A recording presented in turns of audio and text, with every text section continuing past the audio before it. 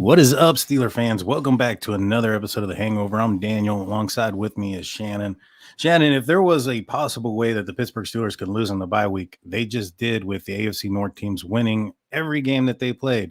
I didn't think it could have gotten worse that way. What were your how are you doing first and foremost?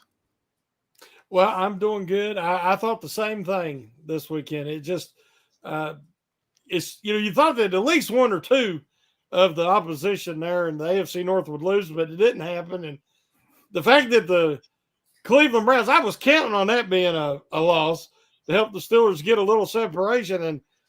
But it's funny, Daniel, the Browns beat the Niners with the exact scheme that I thought the Steelers were going to utilize when they played them. Because if you remember, before the game, me and you talked on our show, and I was like, you have to press their corners. I mean, with the corners, you have to press their skill position guys because they're the best team in the league at run after the catch. They do not like to be pressed, though. If you're really physical with them and you don't give Brock Purdy that easy pitch and catch options, he struggles, putting that ball into these tight spaces. Most of his throws, Shanahan schemes these guys wide open. And so the Browns pressed every play. You got to give Schultz credit for the Browns. He wasn't a good head coach with Detroit, but that Duke is one heck of a defensive coordinator. And he come in there and he pressed every play. And those receivers could not get open. Yeah. And Purdy had his worst game and suffered his first loss during the regular season as a starting quarterback. So the Browns have a heck of a defense, and I admire their aggressiveness. That's something that I'd like to see the Steelers try to adhere to, but they need a few pieces before they can do that. Yeah, for sure. That game there against, the 49ers versus the Browns, I didn't think the Browns were going to have an opportunity in that game. I thought it was going to be a runaway. And, towards the closer the game got, I thought maybe perhaps that was going to be a trap game. And then there was a fight apparently on the field. And I was like, all right, they're waking up the beast. It's going to be a beating. And sure enough, it sure wasn't, man. But, the Browns got lucky in a lot of ways, missed field goals and things of that nature. So, I felt that they were going to. And some questionable calls from the refs. That's true. That is true. I felt throughout the entire game, I was like, the Browns are going to brown out somewhere around here and just mess up. And they did. The ball went down the field and Purdy got the 49ers in position for a game-winning field goal and didn't go in their favor, so to speak. The early game, the Ravens game, I don't think anybody was really thinking that Tennessee was going to be able to beat the Ravens, especially once we found out that Tennessee waited till like Friday, I believe, to go out to London, while the Ravens were there majority of the week. So I don't think there was any surprise there. But the Cincinnati Bengals seem to be struggling still, going up against the Seattle Seahawks, who were, they're not the best team in the world. They're not the worst by far either. What are your thoughts about the other teams in division right now? Well, the Ravens, I mean, for all the talk about they were going to become more of a passing attack and lean on Lamar's Jackson's arm as much as his legs, it just isn't happening. His numbers are pedestrian. He still has the same strengths and weaknesses. I have not seen him evolve as a pocket passer.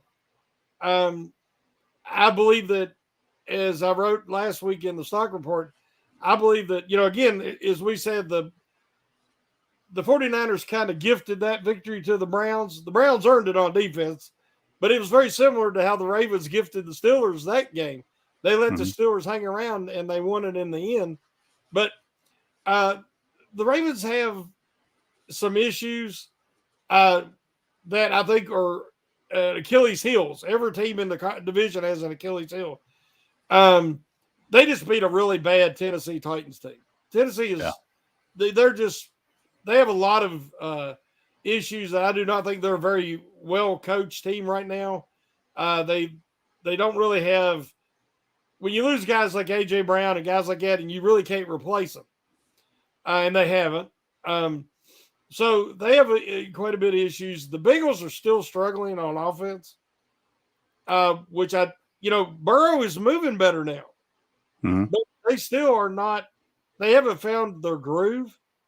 I think the contract dispute and issues they have with T. Higgins is really messed up their chemistry because the Bengals have got to pay Jamar Chase, and they're probably going to have to let T. Higgins walk, and you just don't see that enthusiasm out of that offense, and like I said, they've already made Joe Burrow the highest paid player in the NFL, so that's going to hurt their depth regardless because of cap space.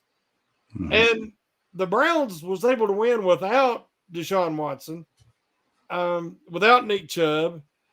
Nick Chubb's their best offensive player, no doubt. But again, they've just got an elite defense. Yeah. And so every team in the division is beatable. But then again, every team is also capable of beating the Steelers. So it's going to make for an interesting, I think, season-long competition for that AFC North crown. I agree with you. It's going into this season, everybody said that this was going to be a tough division to play in. Mm-hmm. And, after the first couple of games, folks were like, well, maybe not so much. The Bengals were down. The Steelers weren't showing up like they were in preseason.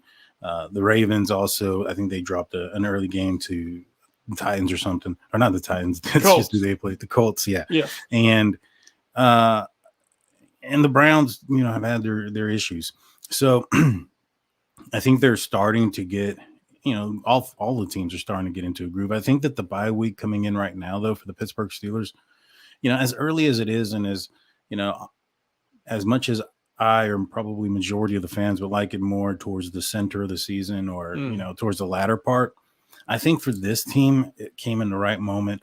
You have a quarterback that's kind of trending in an upward trajectory, but a little bit shaky still. I think a week off from, not having to mentally prepare and go through, firing his offensive coordinator, yells or chants in the stadium. I think that, that's going to help him.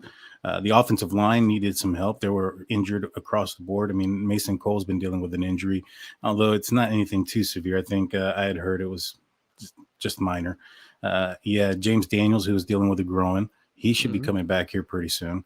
Dan Moore, I mean, whether we think his replacement is better or not, he's still a starter, and he wasn't in there. So, a lot of help is coming back that way. Deontay Johnson today mentioned that he should be back, or he was practicing, him and who was the other player that was practicing? Anthony McFarland Jr. Anthony McFarland, that's right. So I think it's a good timing. What do you think about the timing of the bye week right now? Well, I'm always somebody that likes it as late as possible.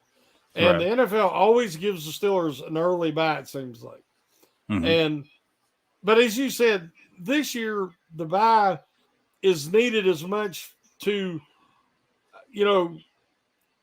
try to set back and clear the air and, figure out what can be done about this offensive struggles. And last year it worked. They went back to the fundamentals. They focused on time of possession, ball control, staying out of bed, down in distances, and moving the chains. And it all worked. And they were able to be successful in the second half, went 7-2 in the last 9 games. So this year, I'm hoping for another revival or resurgence from the offense. As you say, getting back Deontay Johnson is way more important than I thought it would be, because he is the one guy that if they got to have, I'd say a first down, they throw a first down, he can get you 6, 7, 8 yards routinely, regularly, because he could get consistently open. And that would put them in more favorable down and distances. If Deontay Johnson's back on the field, George Pickens is seeing more and more double teams, high-low combos on him, because they are scared of what he can do. And that will free one of them up. If Pickens continues to draw double coverage, that should let Deontay Johnson and somebody else feast. And then if they play straight up, I like the chances that Johnson and Pickens can get open. So, he only played the first half before he hurt his hamstring.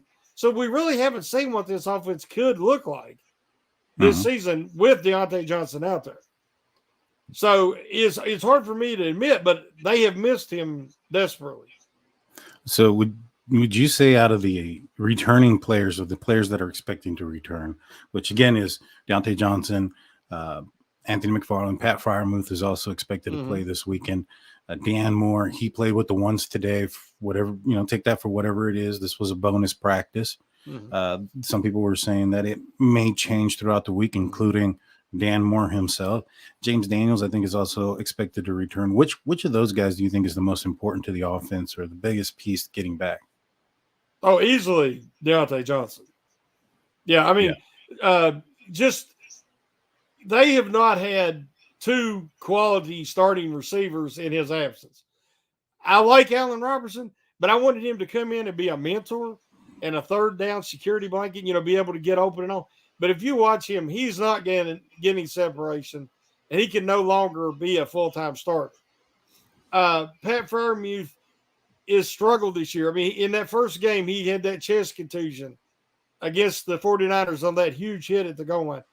And it has affected him. I think it's affected his core strength because he has been atrocious as a blocker this year. Last year, he was functional. This year, every game, he's getting embarrassed, where you'll see him go across the screen in the wrong direction, getting blocked, or getting overpowered by a rusher. So we need to see him, and hopefully the time off will allow him to get healthy and that he will come back with a renewed mindset. A lot of people have missed Isaac Samalu has had two above average performances in a row. So I feel like he's starting to find his footing. If you get James Daniels back healthy, that gives you two athletic interior guys, and hopefully that'll help Mason Cole, who is dealing with a slight nagging injury. I believe that Broderick Jones has to remain the starter because the performance he gave against your hated rivals in a pressure game was by far better than anything that Dan Moore Jr. or Ogunjobi but Okorafor has produced this season. So I don't know what they're going to do. The personnel usage this year has been insane. The fact that Joey Porter Jr. still isn't starting, I don't know what's going on. But to me, Broderick Jones has to remain that starter at left tackle. I agree. I mean, I don't find it coincidental that Sayamalu, like you mentioned, his last two games have been his best two games of the season. Well, his last two games, Broderick Jones was next to him. Now, is it possible that Sayamalu took a step back early on in the season because he had to assist Dan Moore a little bit more than what he has to do with Broderick Jones? If that's the case, I don't think you can take him off the field. He makes not just himself and solidify that one position, but he makes the rest of the offensive line better, at least on his side. Yeah. And I'm right with you when it comes to Mason Cole. This guy has played very subpar up to this season. Now, I heard that I think he had like an ankle or something pop up, but it's not anything that's been on the injury report. So it shouldn't be affecting him to this, to this magnitude. And if it is, it should be on the injury report. There's been some question that if James Daniels comes back, he's played some time at center. Would you consider putting him in at center and leaving Herbig at guard? Before the season, I would have been totally against it. I've been a big Mason Cole supporter. But the truth's the truth, and he has really struggled. Now, the whole line has struggled. So I don't want to put all the blame on him. But he has struggled way more than he did last year. He was a solidifying factor last year. His communication, and he looked like an all-pro, but we're comparing him to Kendrick Green.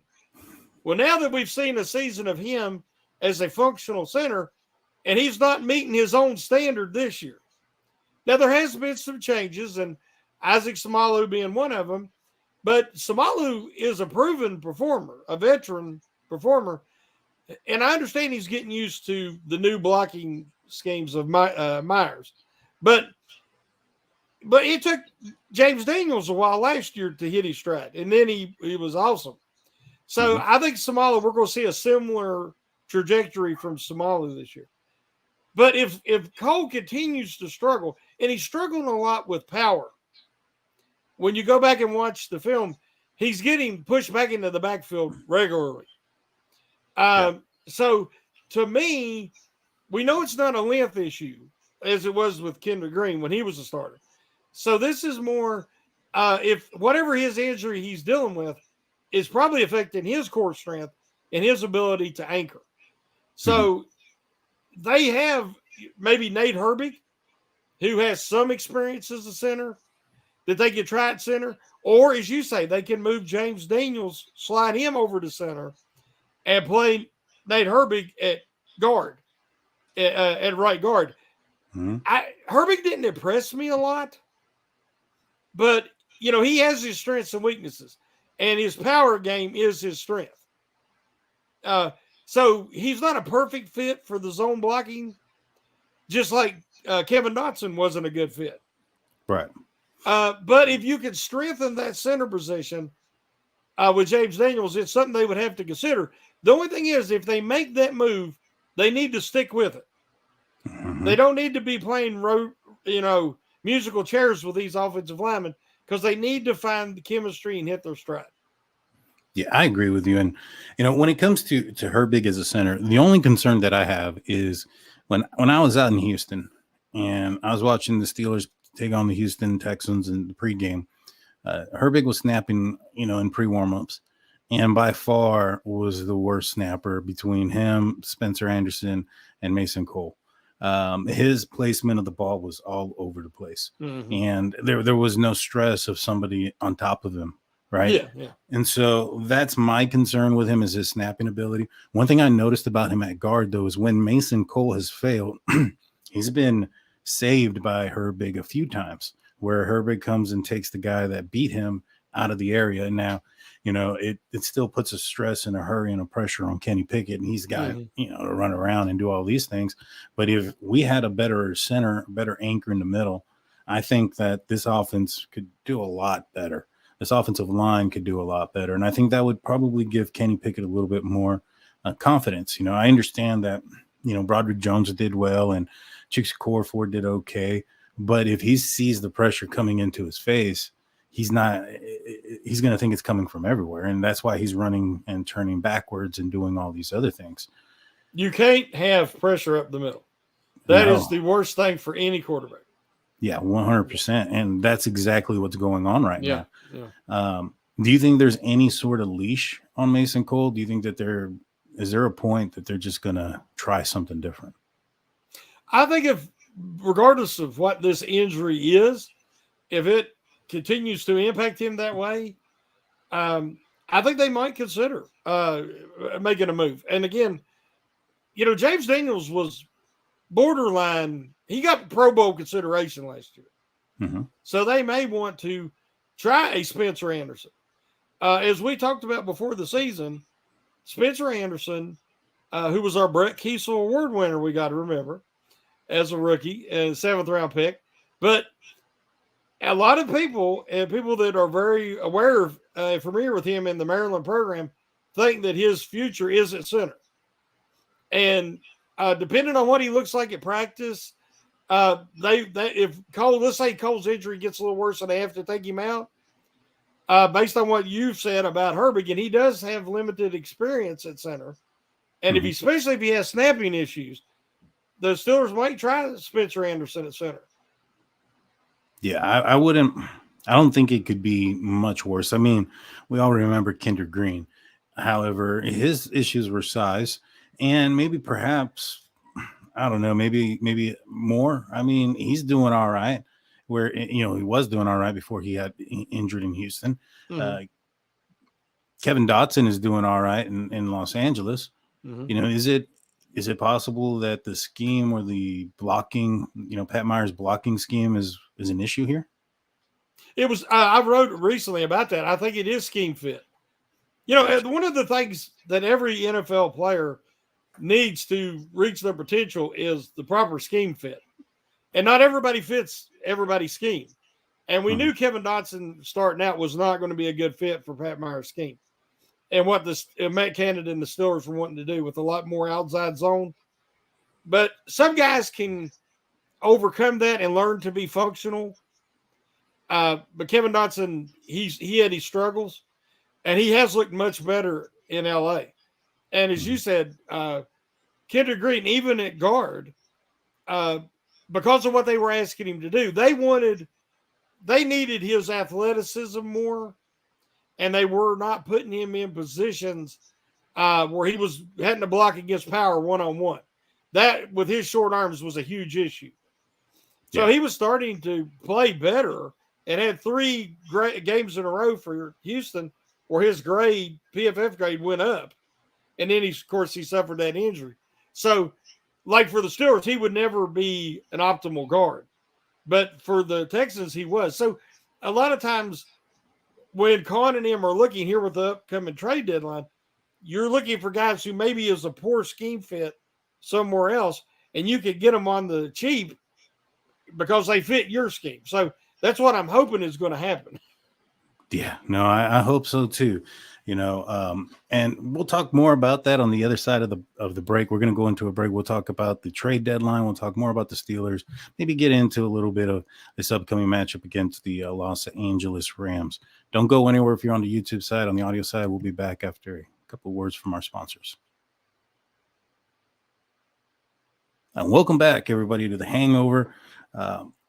I'm Daniel. Alongside with me is Shannon. Today, we're talking about the bye week. We're talking about injuries. We're talking about players coming back. But before we get back into the conversation, I want to remind you guys, if you guys are not listening to the other podcasts on the audio only side, you're missing out. Go check out, especially those that are watching here on YouTube that watch Jeff Hartman, Brian Anthony Davis, myself and Shannon, and Dave Schofield. All of us have an audio only podcast that doesn't air out on YouTube. So make sure you go and check that out. You can find it on stillcurtainnetwork.com, and you can also check out all the articles. Speaking of articles, you got anything coming out this week? Yes. Tomorrow will be the Steelers stock report. I didn't have a game this week, to discuss. So kind of basing the stock up or down on what we've already seen thus far in the season and my projections moving forward. Yeah. Some of the projections are personnel changes that some of them we're talking about right now that I would like to see, possible trade targets that I believe could help the Steelers immensely, to compete for the division the rest of this season. So, yeah, that'll be coming out. And then the random observations article, around Thursday or Friday. Gotcha. Good deal. Make sure you guys go check that out at stillcurtainnetwork.com. So, speaking of trade deadline, you said you had a couple of trade targets or possibilities that are out there for the Pittsburgh Steelers. Who's your number one trade target or wish list? Who's number one on your wish list for the Pittsburgh Steelers to go target in the trade? Well, in my opinion, the biggest need the Steelers have is another NFL caliber starting cornerback. Right now, the Steelers have Joey Porter Jr., who's I consider a rising star. And I believe that he needs to be starting and he needs to be put out there on an island and press whoever, the number one receiver for whatever team. He will take his lumps. He will get burned sometimes, but that's how he's going to learn and improve. And that kid he's all over these guys. Now, he will get some penalties because he is a little handsy, but that's how you learn what you can and cannot get away with. But they have nobody else that can press right now. Levi Wallace is much too slow, and Patrick Peterson, those days are behind him. So, Patrick Surtain, the Broncos are out of any kind of contention. If the price is right, and the early rumors are a first-round pick next year and a third-round pick in 2025 to acquire Patrick Surtain. If you trade for a player of Patrick Surtain's abilities, it's not a crapshoot. It's not like a first-round draft pick. He's an all-pro level cornerback. He's top 3 right now in the NFL at the position. So you would be bringing in a proven commodity that you could pair with Joey Porter Jr. and have two press coverage corners. You would have arguably the best tandem in the league. Now, that would only magnify the effectiveness of the Steelers' elite pass rush because they're going to struggle to find an open receiver in the 2 to 2.5 seconds that it's going to take Watt and Highsmith and Hayward and Ogunjobi and these guys to get to the quarterback. So their sacks are going to go up. The turnovers will go up and everything in conjunction. Mm-hmm. So it is worth the investment, in my opinion, to get a proven product because any first-round cornerback is definitely not a for sure thing like Surtain would be. There's two other guys I'd really like to see him look at. One is Jalen Johnson of the Bears, who is a quality number 2. But Joey Porter Jr. could be your number 1. But Johnson can press as well. He would be much cheaper, but he would assist this team greatly this year for the same reasons. And the last one is Demary Mathis. I'm probably pronouncing his first name wrong. For the Denver Broncos. And he played at the University of Pitt. And he runs like the wind. He's very aggressive. He has short-term memory loss. Because even if he gives up a play, it's like he forgets about it, and the next play he's right back in the pocket pressing. Mm-hmm. That is the kind of athleticism, speed, and mentality that this defense needs. So any of those 3 targets, I'm hoping that the Steelers are at least,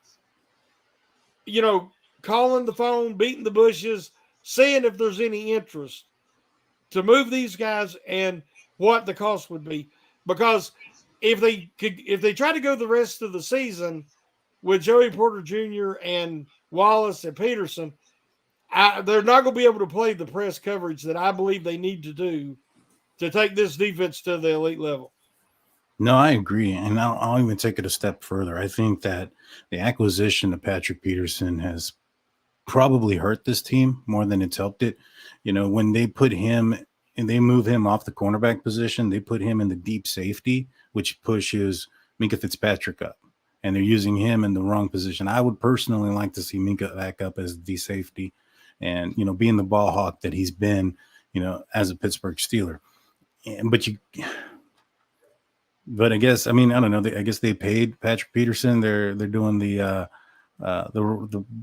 right thing by the contract. I don't know, but he has been, in my opinion, not the best. As far as Levi Wallace goes, yeah, he's been pretty slow. I think that coming out of last season, the option was probably if it was Witherspoon or Wallace. I think majority of people were going to select Wallace just because Witherspoon, didn't do so great last year, and Wallace ended up having a few picks.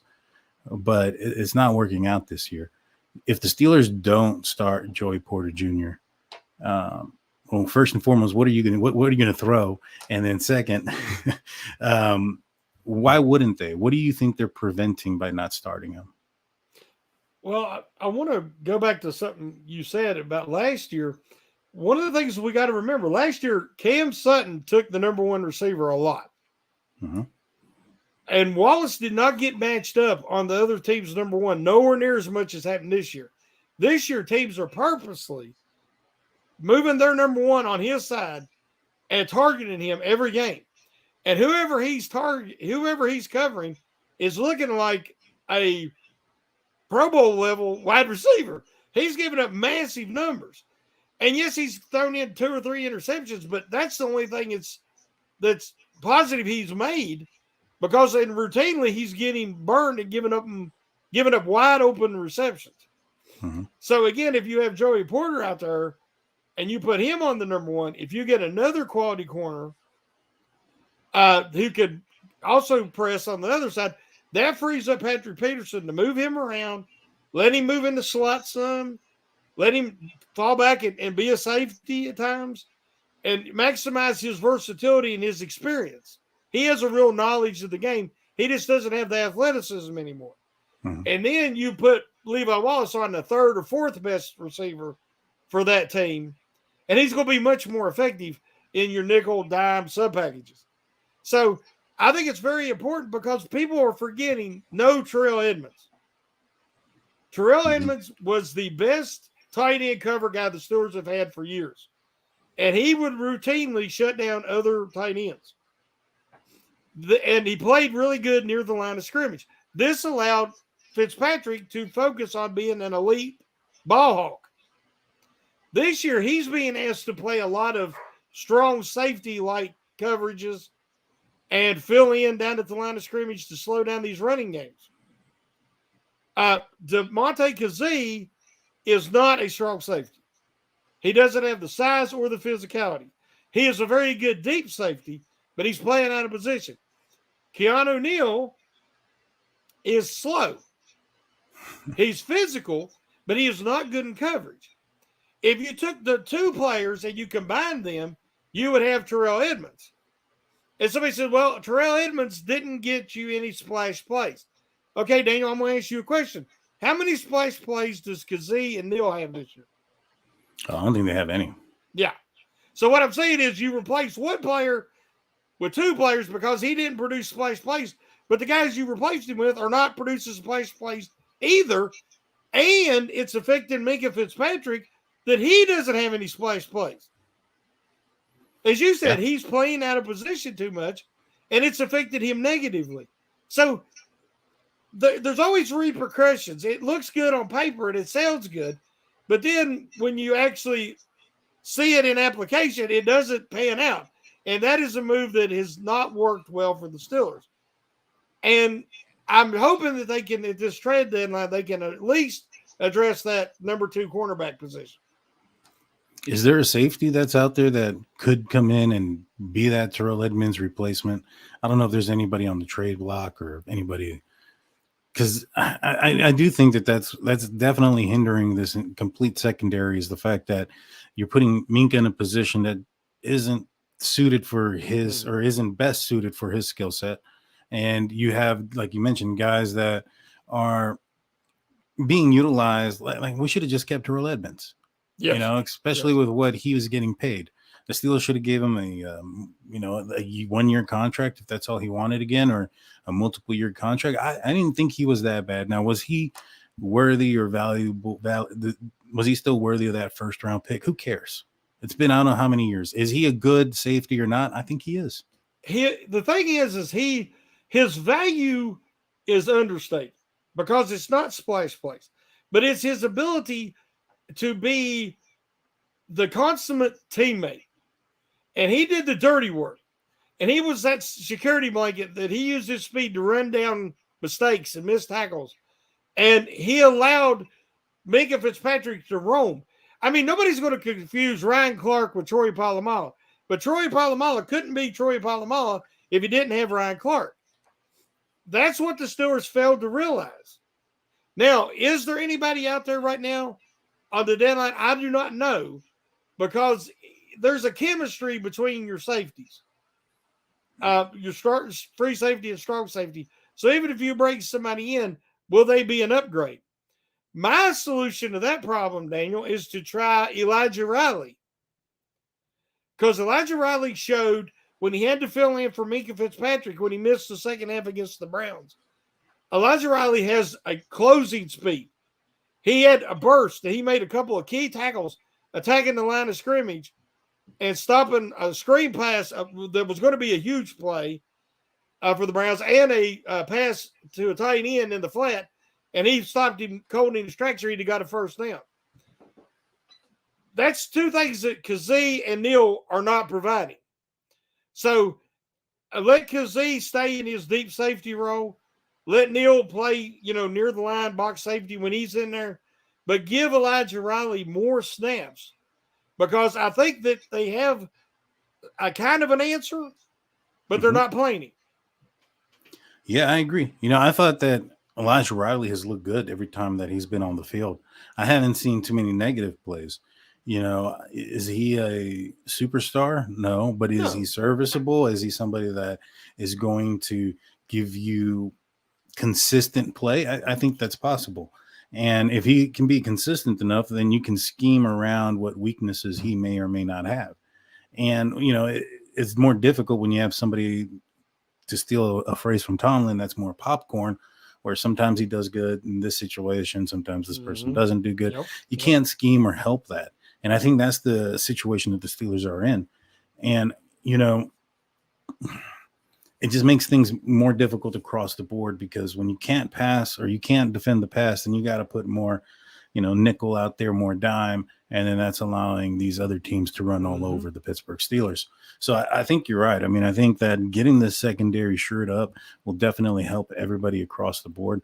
I will say this. So going back to the Ravens game, I think the middle linebackers are starting to come up. I think they're doing well. Definitely. They've improved each game. I think this was their best game that they've played. They were playing fast and physical. I don't think that that's going to be the Achilles heel of this defense anymore. I think it's definitely going to be a questionable secondary. But the Steelers have had a bye week. Do you think that we're going to see any changes in the secondary? Is there going to be what can they do to put Minka back there? Who can they put up front, or how can that work? Well, the changes I want to see is Montravius Adams, again, is not a nose tackle, and it's doing the young man an inservice, asking him a disservice to ask him to play nose tackle when you have Keanu Benton and Brenda Fahuku on the roster.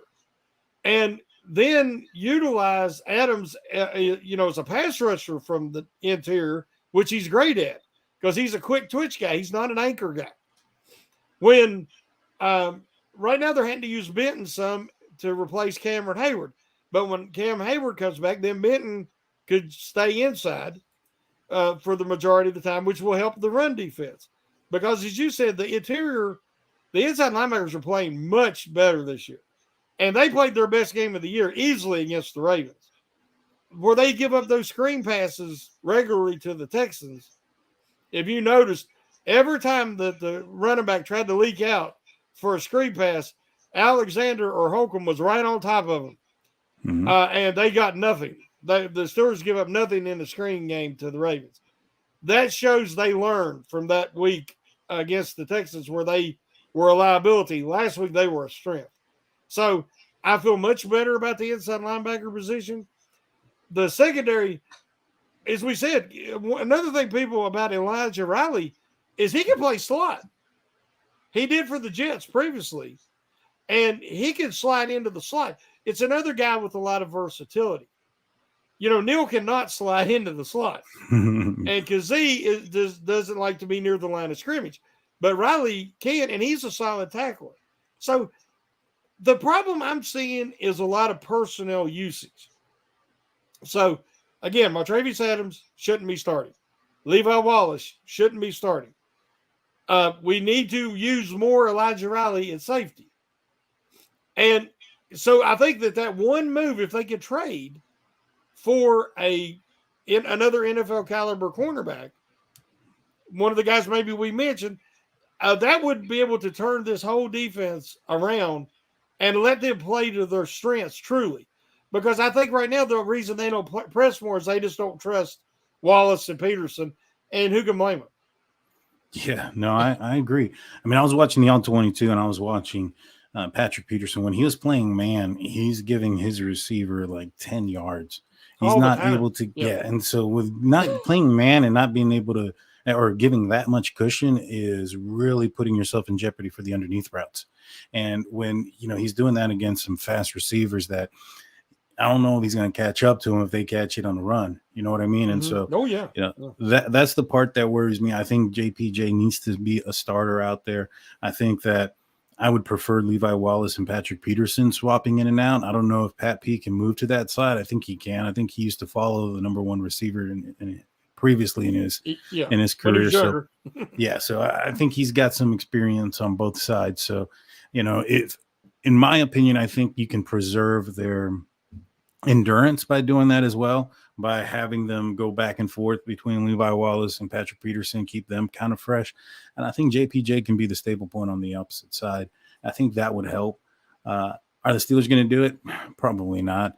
I don't know why, but it just seems that they don't, when it comes to the rookies, unless it's a absolute necessity, they don't they bring him along very slowly. I think they had to kind of put Artie Burns in there due to injury, and it was kind of a sink or swim, and he done pretty good as a rookie. And then the next year is when he started having he played good, but he started having these confidence issues when he started to get burned a little bit. And so I've been critical of their ability to draft, recognize cornerback talent, and develop cornerback talent. With Joey Porter Jr., he's pretty developed. I like his mentality, his aggressiveness, his mindset. He's got everything: length, enough speed. He has to get in there, and it's almost as if that they're trying to make him earn it. Like maybe he thinks because he's, bloodline, he's lineage, that they think he feels like that he thinks he should already be starting, and he does Olay a few tackle attempts. He's not the most physical tackler, which a lot of really great cornerbacks are not. They just don't let you catch the ball because they don't want to have to tackle you. Right. But I think Joey Porter Jr. has plenty of potential and every requirement athletically to be a good tackler. So it's just going to come down to fundamentals and want to. But regardless, the dude's got to be out there. Because if you mentioned it earlier, right now between Wallace and Peterson, how many times has Wallace lost outside containment? No. Because he don't have the speed and he's getting beat around corner. Yeah. McCaffrey's long touchdown run.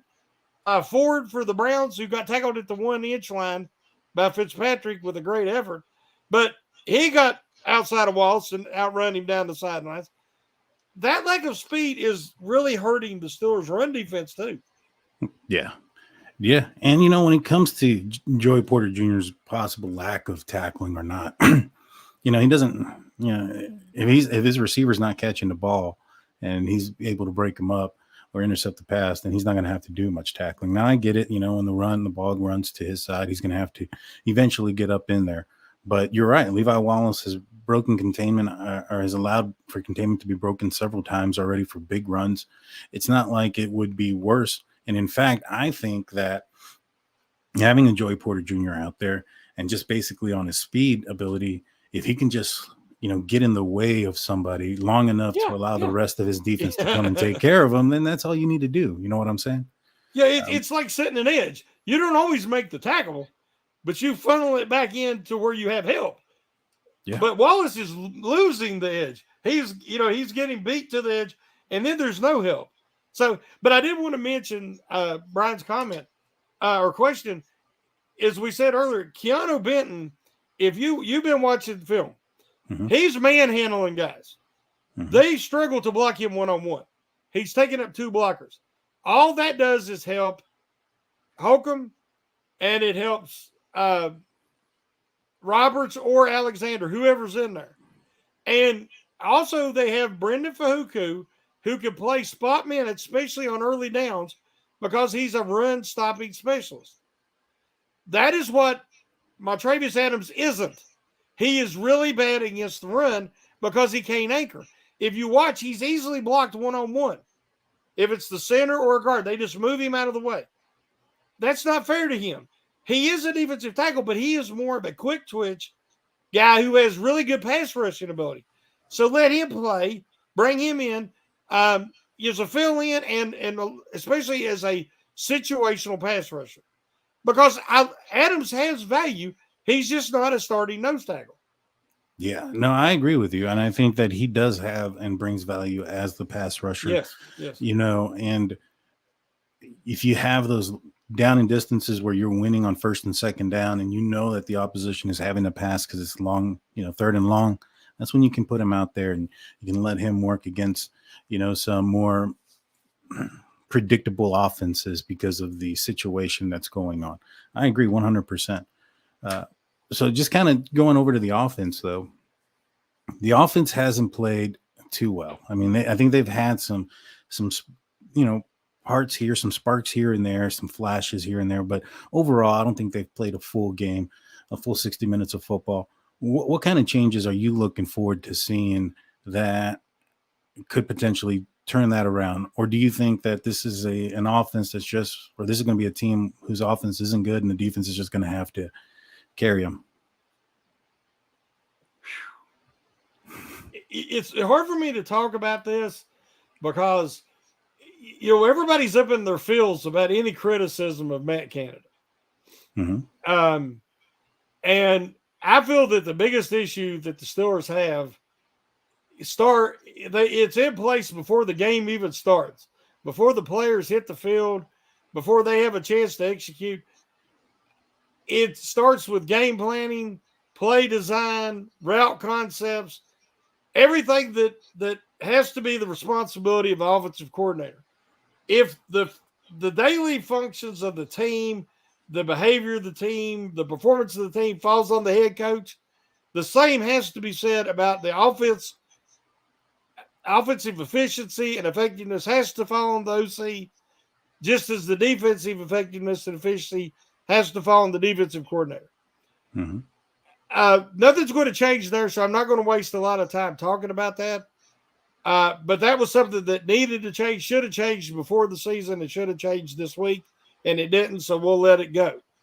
Mm-hmm. That being said, there is the positives we talked about, guys coming back that will help Kenny Pickett hopefully at least find the form that he had last year, and then he can start building on that. Mm-hmm. I really believe that, I hate to say it, but Jaylen Warren is a much better fit, which you've said for a while now, and I've been resistant. Mm-hmm. But Jaylen Warren, when you watch, he is so much more effective because he has burst. Harris does not have burst. So therefore, Harris starts, for one thing, he starts too deep in the backfield. Mm-hmm. By the time he gets to the line of scrimmage, the hole's closed. This line is struggling not only to open holes, but to keep them open. And they need somebody who hits it quick and gets what's there. And Jaylen Warren's burst and his contact balance, he's breaking tackles like those 3 straight runs against the Ravens for first downs in that fourth quarter. You've seen what he's capable of. When he got that ball each time, he's bouncing off tacklers, powering through them, dragging guys, fighting for every bit that's there. But that burst was getting him in that position. Harris just cannot accelerate with this offensive line, so he's a poor fit. I would say I'd love to see Freiermuth and Washington utilized much more up the seams in play action, but they're just not running it. When they have, it's been very successful. I think Kenny Pickett's 3rd in the league with play action efficiency, but he's like in the bottom 3rd for how many times he's got to utilize play action. Mm-hmm. There is no combination crossing routes where you can get natural rub routes. I don't mean try to set a pick. I just mean there's congestion in the middle because you got guys crossing and guys get picked off or they get hindered by the traffic and it rigs guys wide open. They don't even do those routes. They've had 3 games in a row, Daniel, that there was 2 passes attempted between the hash marks. 2 for the whole game. The last game they utilized the middle of the field was against the Raiders. Yeah. And it was effective. Pickett's caught 2 crossing routes and ran for good yardage. The long pass to Austin was down the middle on a post. They used the middle of the field that game. And they had some success, and they found a rhythm in the second and third quarters. Now, they didn't have no rhythm in the first, and they lost it in the fourth when they let the Raiders come back. But what I'm saying is they're not utilizing the whole field. They're playing with 2/3 of the football field. So even though I'd like to see some personnel changes, and I have hope that they'll improve like they did after the bye last year, I don't see big changes as long as they've got the same offensive coordinator. Yeah, I can see that. And I agree. I think that the offensive coordinator, the offense has been too predictable. When Kenny's under center, 98% of the time, it's going to be a run. And if it's not a run, it's a play action pass. So if you blitz everybody in, and the chances, of you stopping the run or getting in the face of the quarterback are much higher, right? He's got his back towards the defense initially, what the quarterback does in a play action pass. So he has to turn around, and if there's somebody in his face right there, it's not going to go anywhere. So it's becoming too predictable in that instance. I think that tendencies are also becoming too predictable. For instance, if a middle linebacker is, if there's a tight end playing in the slot, what I notice teams are starting to do is they're starting to shade the middle linebacker on the inside of that tight end. And when the tight end goes up and out towards the sideline, that's Kenny Pickett's pretty much favorite throw. And what defenses are doing is they're shading the linebacker in so it appears that that's open and then dropping the corner back up. And they're trying to trick him in that situation. It hasn't worked yet. One thing that I have noticed is when defenses design plays to trick Kenny, they really haven't worked. The plays that he's had problems with, from what I've seen, are the ones where they're not doing anything. It's just shown there. Like, for instance, against the Baltimore Ravens, if George Pickens was one-on-one with anybody, Kenny Pickett was throwing it in that direction. And there was a specific play where Kyle Hamilton went on motion with the tight end, which was Connor Hayward. And it was to make Kenny Pickett think that they were playing man. And you had press coverage on George Pickens, which it appeared it was man. As soon as they snapped the ball, Kyle Hamilton dropped back and things like that. So they were trying to induce that pass to George Pickens over the top. Didn't work. So I've noticed that, Kenny Pickett can read when things aren't, something's not right. I think he needs to get a little bit better when he's seeing certain guys that are open and basically just kind of pulling the trigger. Now, is that because he has a voice inside of his head saying, don't throw an interception, protect the ball? Possible. We have a defense that if we don't turn the ball over, we're going to be in a good possibility, have a good chance to win the game. I think there's that good possibility that's going on in there. I think they just got to let him loose. They got to let Kenny go, let him throw the ball, let him, if he's going to make mistakes, I'd rather him make mistakes while trying to be aggressive than holding the ball and getting himself hurt by getting sacked because he's leaving, the pocket too soon. I also, like you said, I think Jaylen Warren needs to play probably 60% of the snaps now. I think that it's gone to that point where he's getting the majority. And mainly, like you said, the offensive line isn't designed for a slower running back right now. I think that Jaylen Warren has perhaps the better vision, but he has the better burst, as you mentioned, to get from when he has the ball to the hole. And I think the other thing is even if there is something that goes wrong in the backfield, like for instance, there was a situation in one of Jaylen Warren's bigger runs, he got hit in the backfield. He was able to spin out, and then he had the burst to get away and go around the corner. Najee Harris don't have that. So once he gets hit, it's like, all right, he's got to start going again to get up, and he's getting gang tackled. So I think those are the things that we need to see. I don't know if we're going to see them. That's going to be the big question: is are we going to see the things that we want the Steelers to do that we think would benefit them? Again, they're the coaches, so they're supposed to know more than us. You have any? We're already approaching the hour. Do you have any final words or any last thoughts about the offense, defense, the Steelers in whole? One thing that really stuck out to me this weekend, without a Steeler game and watching a lot of other games, the teams that won for the that had offensive success and defensive success, they dictated, and the other teams were reactionary. And I say this a lot when talking about your inside linebacker play. The Steelers brought in a lot of guys that didn't work in the Steelers defense that were reactionary. They absorbed the action. They made tackles 5 to 7 yards downfield. That's not the type of inside linebacker that the Steelers need. They need people that impose their will, that dictate what's going to happen. They're not absorbing. On offense, the offenses this weekend that were very impressive, and let's say the 49ers offense all year, they've imposed their will. Shanahan schemed guys open, and they did what they wanted to do regardless of what you were doing. on defense. And it's been effective every week. The Philadelphia Eagles, same thing. Well, this weekend, they played teams that did not allow them to dictate. They imposed their will. And the Browns relentlessly attacked the 49ers offense. Even when they give up plays, they kept attacking it. They kept attacking. And they took away the Niners' preferred means of attack, which is to dictate what they want to do. The Steelers on offense and defense right now are very reactionary. They dictate nothing. They have no identity. The only place that the Steelers really impose their will is pass rush.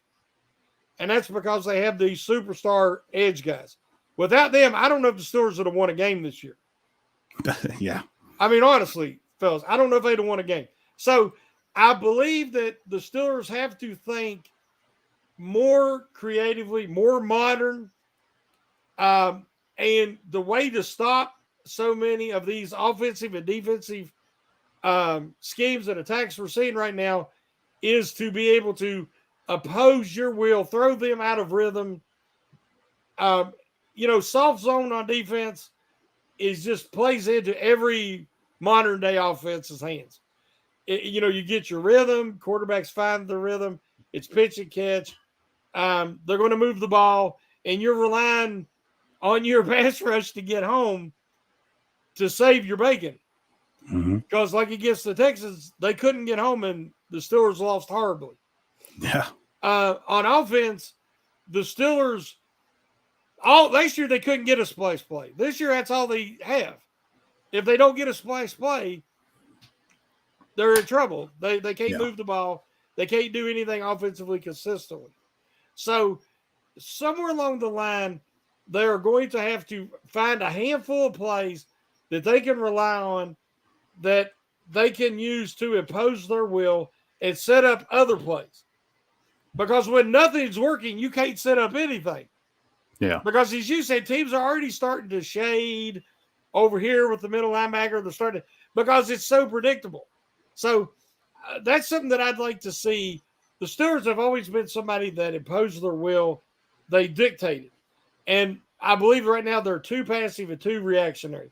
So hopefully that can change here at the remainder of the season. No, I agree with you. And I'm hoping the health helps out.